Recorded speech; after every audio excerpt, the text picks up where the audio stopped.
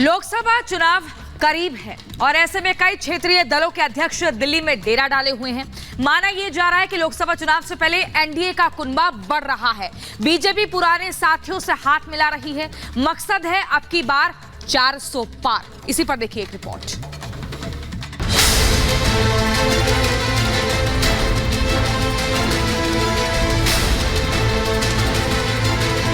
BJP को 370 seat और NDA को 400 पार।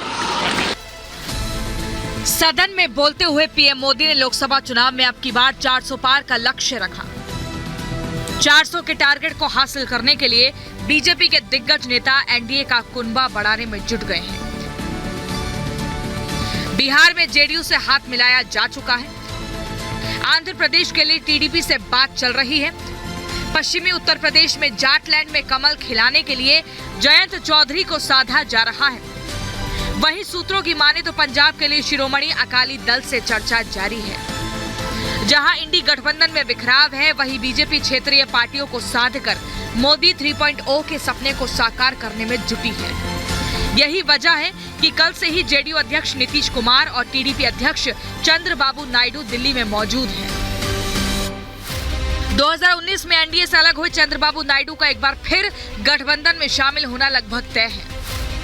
नायडू ने जहां कल बीजेपी अध्यक्ष जेपी नड्डा से मुलाकात की, वहीं देर रात गृह मंत्री अमित शाह से भी मिलने पहुंचे। सूत्रों की माने तो मुलाकातों के इस दौर में सीटों के बंटवारे पर मंथन जारी है। कयास लगाए जा रहे हैं कि जल्द ही सीट शेयरिंग का फॉर्मूला तय हो जाएगा।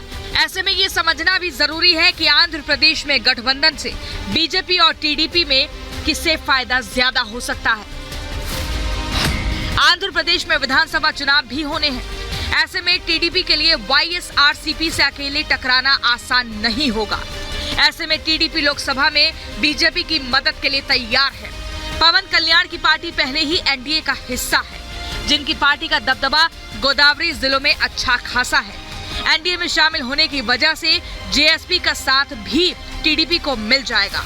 ऐसे में इस गठबंधन से जहां लोकसभा चुनाव में बीजेपी को फायदा होगा, वहीं विधानसभा चुनाव में चंद्रबाबू नायडू को सियासी लाभ होना तय माना जा रहा है। बात बिहार की करें तो यहां भी बीजेपी ने क्षेत्रीय पार्टियों से गठबंधन करके सियासी समीकरण बदल दिए हैं। बिहार में लोकसभा की कुल 40 सीटें हैं, जहां बीजेपी करीब 17 सीटों पर चुनाव लड़ सकती है, जबकि जेडीयू को 14 से 15 सीटें दी जा सकती हैं। एलजेपी के चिराग गुट और पशुपति गुट के पास 6 सांसद हैं। ऐसे में दोनों दलों के बीच सीट शेयरिंग भी इसी आधार पर होने की संभावना है। वहीं जीतन राम मांझी और उपेंद्र कुशवाहा को भी 3 से 4 सीटें मिलने का अनुमान है। जयंत चौधरी जी बहुत सुलझे हुए इंसान हैं, बहुत पढ़े लिखे हैं, राजनीति को वो समझते हैं। मुझे उम्मीद है कि किसानों की लड़ाई और उत्तर प्रदेश की खुशहाली की तरफ जो संघर्ष चल रहा है, उस लड़ाई को वो कमजोर नहीं होने देंगे। अखिलेश यादव का ये बयान बता रहा है कि इंडी गठबंधन में सब कुछ ठीक नहीं है और बीजेपी जाटलैंड में सेंधमारी में कामयाब होती दिख रही है। जयंत चौधरी अगर एनडीए में शामिल होते हैं तो पश्चिमी यूपी में बीजेपी बढ़त हासिल कर सकती है। पश्चिमी यूपी की सीटों की गणित की बात करें तो पश्चिमी यूपी में लोकसभा की 27 सीटें हैं, जिसमें से बीजेपी ने 2019 में 19 सीटों पर जीत दर्ज की थी। वहीं आरएलडी एक भी सीट नहीं जीत सकी। भाजपा के लोगों के द्वारा तो पिछली बार भी ऑफर किया गया था, इस बार भी किया गया है, लेकिन वो 4 सीट की बात कर रहे हैं। लेकिन हमने 12 लोकसभा सीटों पर तैयारी की है, तो इस बात का निर्णय तो हम लेंगे कि हम किसके साथ गठबंधन में चुनाव लड़ेंगे। एनडीए में शामिल होने से जहां जयंत चौधरी के सियासी करियर को रफ्तार मिल सकती है, वहीं जाट और किसानों के वोट बैंक का फायदा बीजेपी को मिल सकता है। बीजेपी क्षेत्रीय पार्टियों से हाथ मिलाकर अपनी ताकत बढ़ा रही है। वहीं क्षेत्रीय पार्टियां भी मोदी की गारंटी का लाभ उठाने की मंशा रखती हैं। यही वजह है कि पीएम मोदी ने अब की बार 400 पार का नारा देकर विपक्ष की टेंशन बढ़ा दी है। Bureau report, Republic Bharat.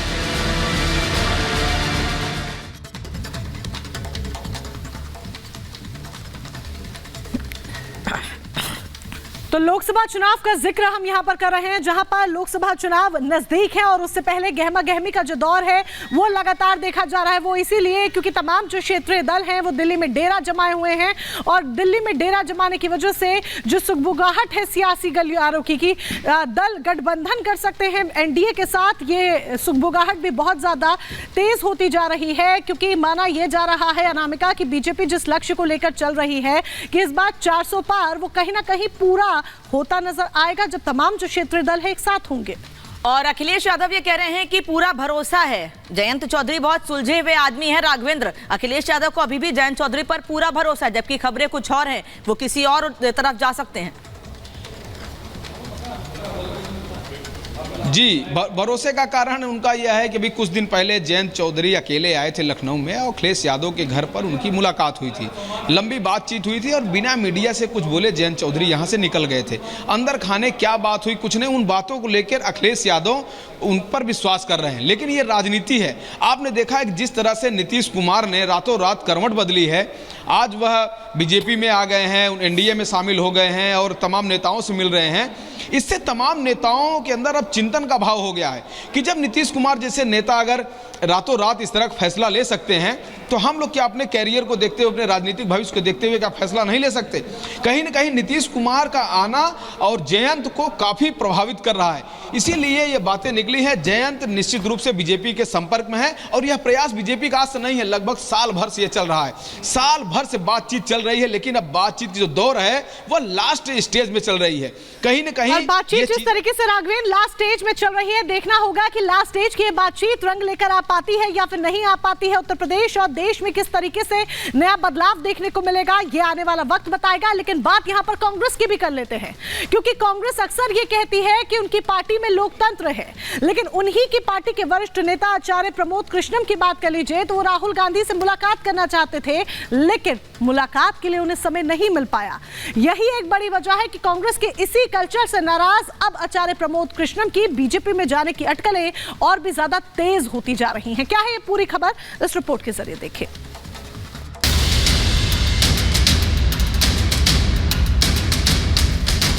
Lok Sabha चुनाव से पहले कांग्रेस को एक और झटका लगना तय दिख रहा है। कांग्रेस महासचिव प्रियंका गांधी के बेहद करीबी बताए जाने वाले आचार्य प्रमोद कृष्णम भी पार्टी से अलग होते नजर आ रहे हैं। उनके तेवर ये साफ जाहिर कर रहे हैं कि वो कांग्रेस में अगले कुछ दिनों के ही मेहमान हैं और उनका रास्ता कभी भी कांग्रेस से अलग हो सकता है। नहीं, भाजपा में जाना कोई गुनाह थोड़ी है, कोई पाप थोड़ी है। जो भाजपा में लोग हैं वो कोई गुनाहगार थोड़ी है। लेकिन अभी मैं गया नहीं हूं, जब जाऊंगा तो बता दूंगा।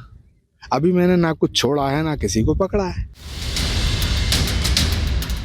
अपनी बेबाकी से अक्सर लाजवाब कर देने वाले आचार्य प्रमोद कृष्णन के कांग्रेस छोड़कर बीजेपी में जाने की चर्चा इसलिए भी तेज हो गई क्योंकि उन्होंने इससे जुड़े सवाल का जवाब देते हुए कहा कि अभी न मैंने कुछ छोड़ा है और न पकड़ा है, लेकिन सियासत संभावनाओं का खेल है। हालांकि संभावनाओं से उनका मतलब क्या है, इस बारे में उन्होंने कुछ भी खुलकर कहने से इनकार कर दिया। लेकिन बीते कुछ समय से बीजेपी की नीतियां और पीएम मोदी की तारीफों के पुल बांधने वाले आचार्य प्रमोद कृष्णम के बयानों की फहरिस्त देखें तो ये साफ नजर आता है कि अटकलें बेमानी नहीं है।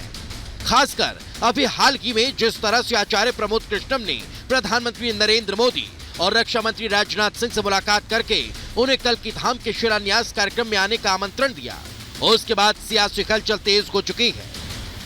19 फरवरी को सुबह 9 बजे श्री कल की धाम का शिलान्यास हो रहा है और बड़े सौभाग्य का विषय है कि भारत के यशस्वी प्रधानमंत्री श्री नरेंद्र भाई मोदी जी के कर कमलों द्वारा हो रहा है। 19 फरवरी 2024 की जो तिथि है वो धार्मिक जगत का एक स्वर्णिम अध्याय के रूप में अंकित होने जा रहा है।